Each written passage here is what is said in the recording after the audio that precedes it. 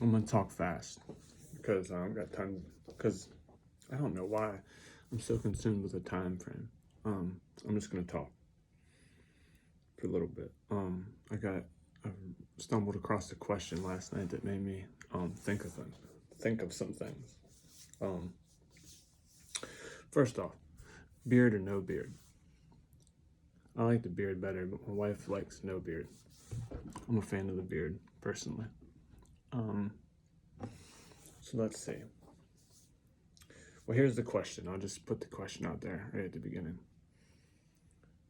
Um, it says, it's not about who I am, but it's about what I am. It's not about who I am, but what I am.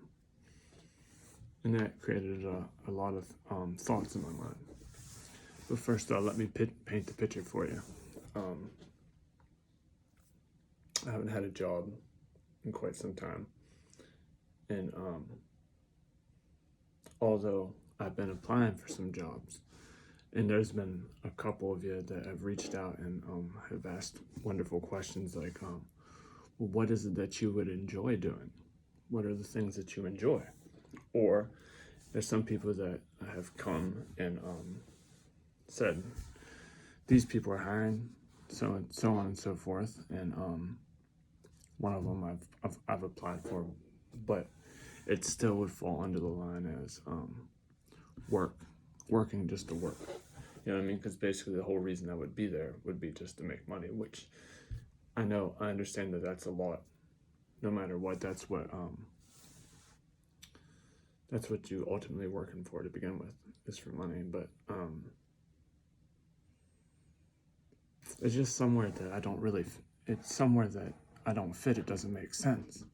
Besides money, and let me just say at the very beginning of all this, when God started to reveal things for me, I had back surgery and a couple other events happened, and I had to spend time with just me and God in a place of brokenness. And He was telling me to focus on me, and everything else will come. Opportunities will come. Seek first His kingdom and His righteousness, and everything else will be given to you as well. That's the scripture that He gave me. And He said, just focus on me, and don't ever make decisions out of desperation. Those are the two things He was saying to me. And I'm starting to get desperate. You know what I mean? Money's getting thin. All of this is just, I'm just painting you a picture of the perspective.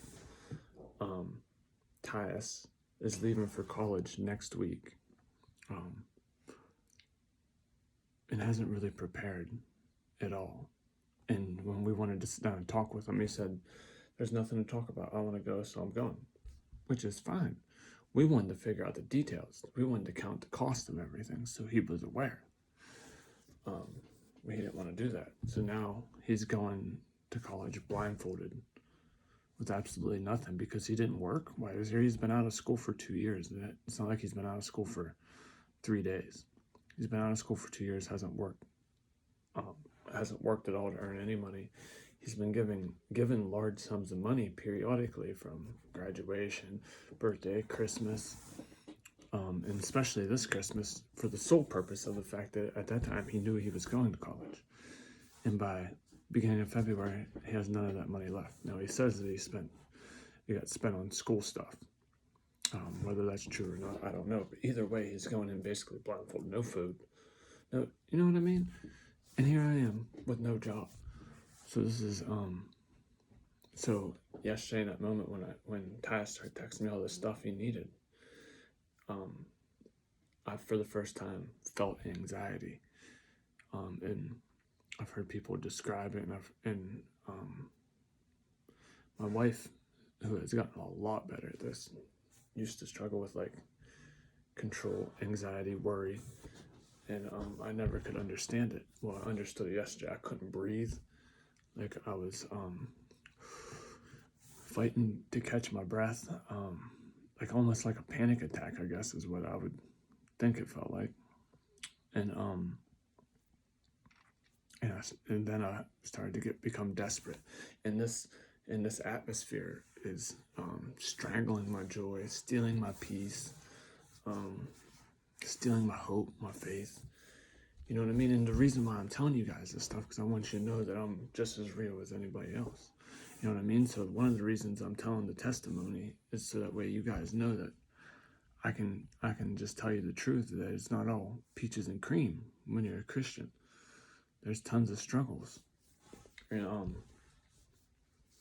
see, now I get on rabbit trails and forget what I was talking about.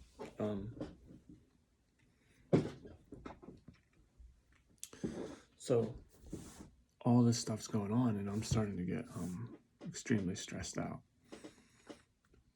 and started to remind me of the question that was asked to me: what are you good at? What would you like to do? And the logical answer for me is there's not very many things that I'm good at or I have invested in my life to fully understand, besides like sports or the Bible.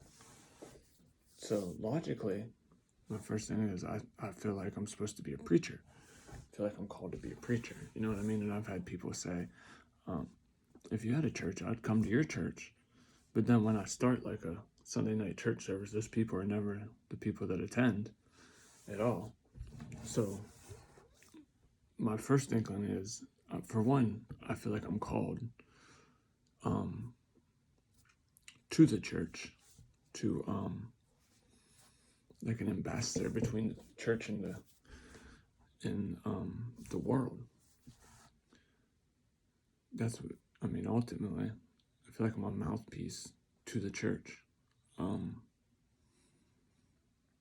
So logically, the next step would be to, so I guess in church terms, I would be an evangelist, someone who goes around church by church and ministers to the church. The only difference is I don't know about that I have 3 kids that are being raised. I got a wife, I got a new family, and to just take, and I know that's all about you need to trust God, but the thing that what I'm saying is that's still not what I'm called to do. So, you know what I mean? I can sense that that's not my calling. I can sense I'm not called to be a preacher. And I've even thought about, and I even one time went to school to be a preacher. I went to school. I started school. It was 2010, I believe. 2010, and me and my friend Bill, we were both going at the same time, and my pastor at the time's brother was going, right? We were all 3 attending at the same time, and it was a nice setup, and it was just, and for one, while I was going to school, it was my first year of marriage, first year of trying to mend together a broken family, so it was complete chaos. Like the word divorce got thrown out like every other day. You know what I mean?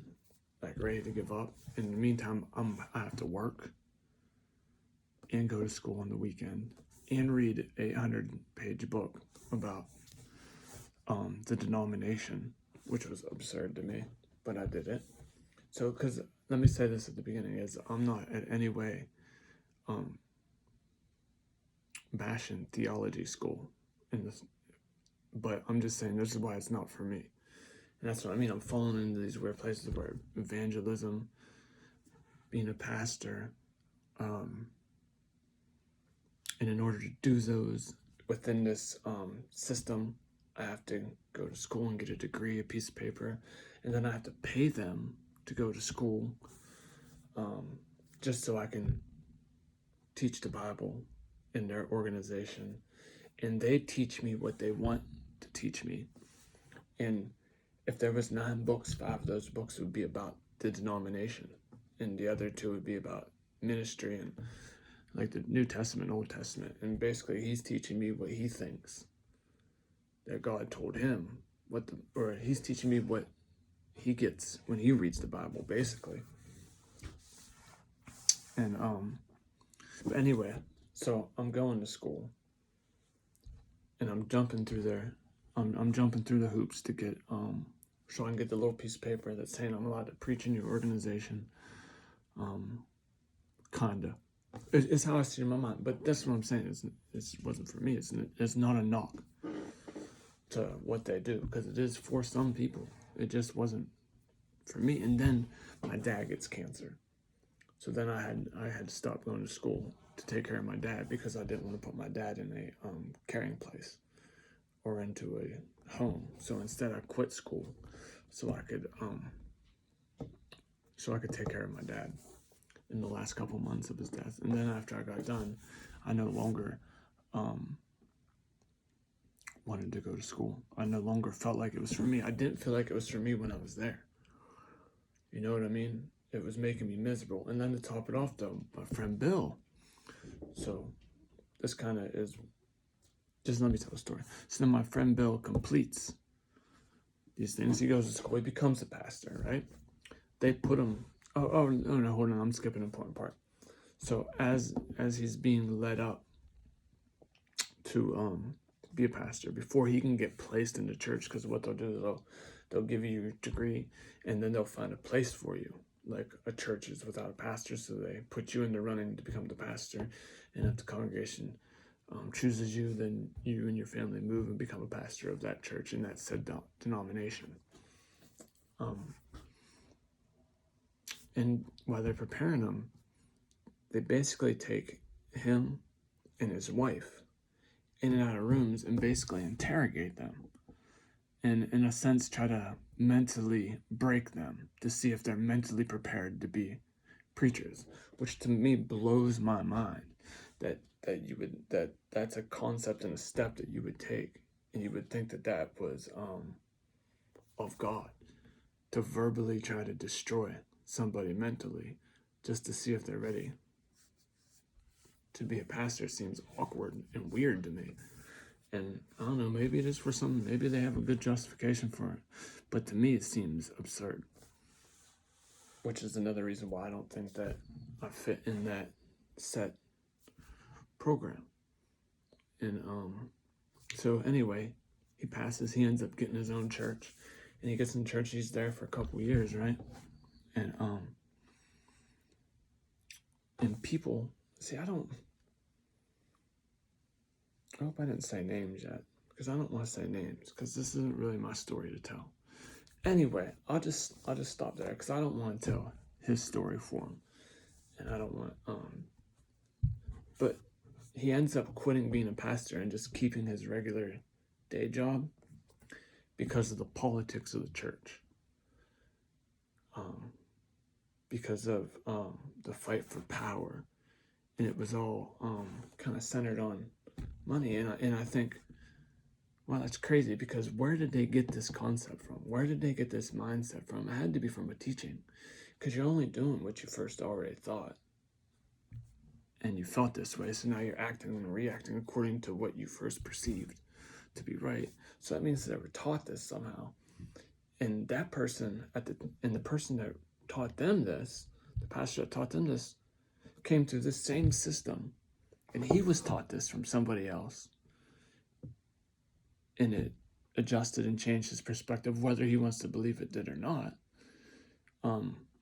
That information gets downloaded into your mind, and you can do it habitually without even thinking, adopt somebody else's belief, and then teach it to a whole group of people who act and react and feel according to this wrong belief and this wrong way of teaching.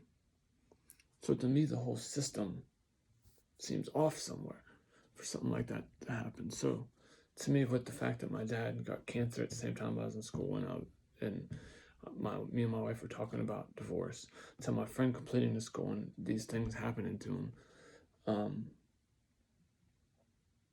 I'm not saying not all churches are like that. I'm just saying, in that instance, it just showed me that wasn't the way for me to go. Although I feel like I'm called to be a preacher and to preach to you, I just don't know what lane or what capacity, and I also don't feel like, because once I get a degree for a certain denomination, I can only preach according to that denomination. I can't go and preach in a Presbyterian church. I mean, unless they ask me to. So I'm kind of feel like my lane is more of a let's get on one accord. Like, why do we have so many denominations? Why are there so many hoops to jump through? Why can't we be working together?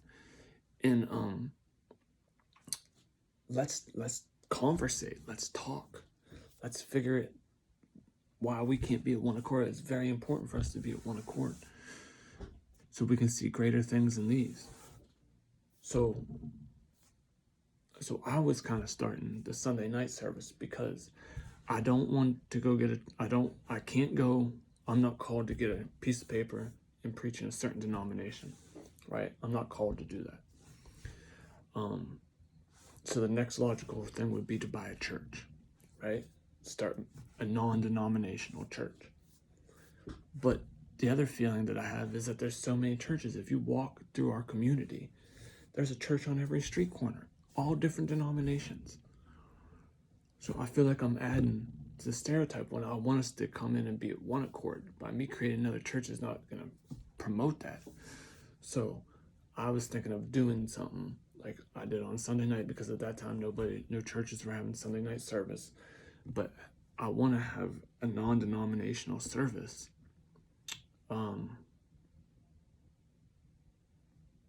At a time where it's not going to take away from your time from the church in which you go and the church in which you built relationships in already. But I'm just saying that I think that we should all be coming together and building relationships with one another as well. And I was saying I want to do it on a day or a time where it's not going to take away from those relationships, but hopefully along the line I can connect into those relationships, and we can all be connected as one body. So that's kind of what I feel like my ministry is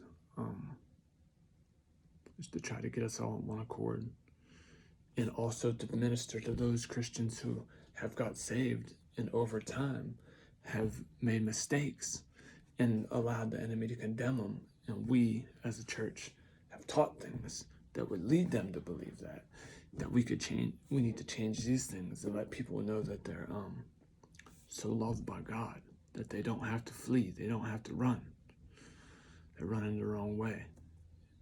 And that's why I'm also telling my testimony, is to show you I'm not afraid to talk about the things I struggled with. I'm not afraid to talk about my weaknesses. I'm not afraid to talk about what I'm struggling with today. I'm not afraid to do that, because if God already knows everything about me and he already says that he loves me, then I don't need to be concerned about what y'all think about me.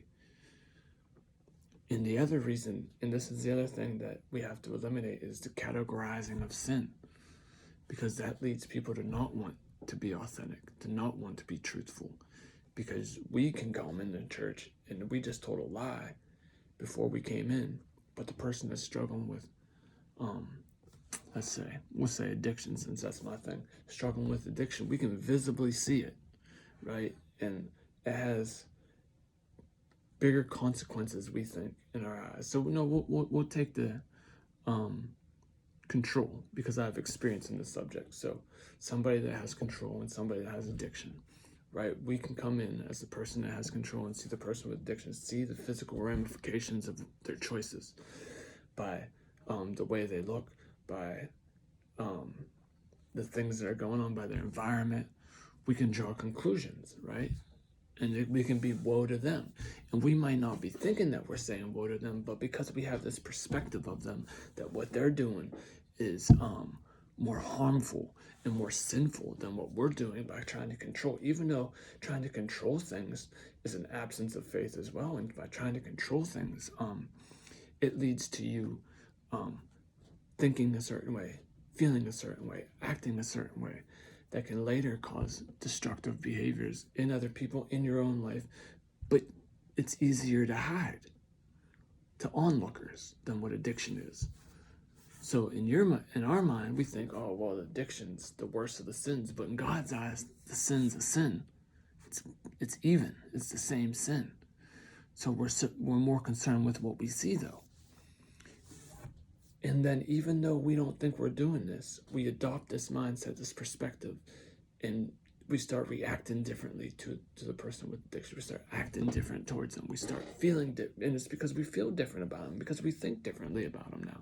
We think they're worse off than what we are. And really, we're in the same boat. We were both just drowning, and we both got scooped up. It didn't matter how we got to the place that we were drowning. The fact is that we're drowning, and we needed saved, and we both got scooped up and put in the boat, and that's all that matters. But we start getting back and thinking about how we got in the position we got in, and what you're doing is dumber than what I'm doing. But in God's eyes, they're both the same. So these are the perspectives that I want to try to change, and I want to have open dialogue, and I want to have one accord, and I want all the churches to become one, and I want to have a ministry that's able to cater to these people. I want to have a ministry that's able to cater to the person that is out there struggling and don't know Christ. I just want to give the good news the way it was delivered to me, and the hope that was delivered to me. That's all I want to do. I don't want to destroy the church. I want to become one with the church.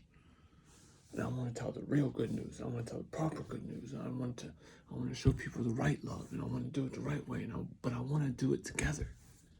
And I want to have, and this ministry needs to stretch out. We need to do it in Franklin, because the thing is when you get into these denominations, you have banquets and you have get-togethers with other people from your own denomination. So say we all go to Mississippi, then every pastor in America that's a pastor of, let's say, the Presbyterian Church, we all come to Mississippi, we have a convention all together, and it's all, but what's the matter? I mean, shouldn't I be having the same convention locally? Like, if there's a Presbyterian Alliance, a Nazarene, a UB, shouldn't I be more concerned with having a convention with these people? Because our ministry is in this community,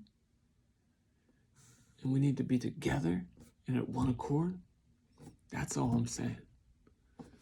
So it comes back to the question that I asked at the beginning. It's not about who I am. It's not about who I am. Answer this question about yourself today. It's about what I am. What am I? So what am I? I'm a human being first. And whether the person beside me believes the same things I believe, he's still a human being. He's still my brother. And I'm also a child of God. And I believe he's a child of God. But just because he doesn't want to accept that he is a child of God, doesn't make me treat him any less of a brother. He's still a brother to me. He's still a human being to me.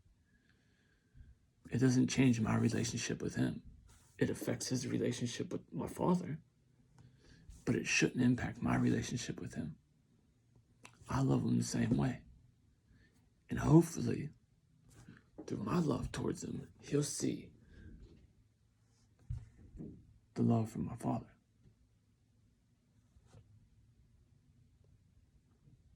And how much the Father loves him as well. And then he'll accept that he's a child of God as well. But we have to get this in the forefront, that we're first human beings. God created us to be human beings. We're God's children through Christ. But at the beginning, we're all human beings. We need to love one another. And that's what I'm trying to accomplish with all this. And this is my lane. I'm not sure how to reach out and have open dialogue with people, but we need to figure it out.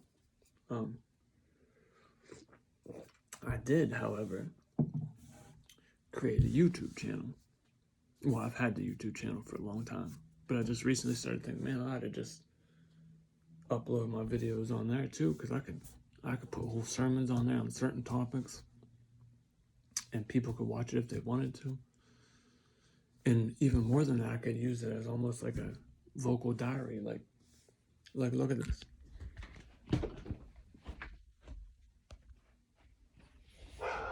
Look at that.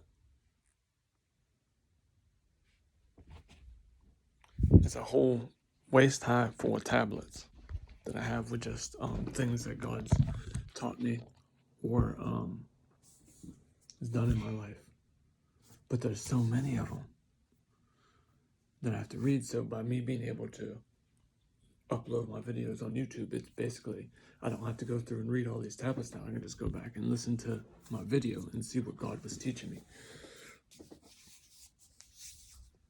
And all I'm saying is lend me your ear. But when you get on YouTube to subscribe or like and all that funny stuff, you have to have your own YouTube account to be able to do that. But we need to start becoming one. Forget the politics. In the end, does that matter? They're still human beings. All right, one. Yeah, that's my message. But that's why I'm doing what I'm doing. So hopefully, if you go to a different denomination than me, hopefully sometime we can get together. Hit me up. Beard, no beard.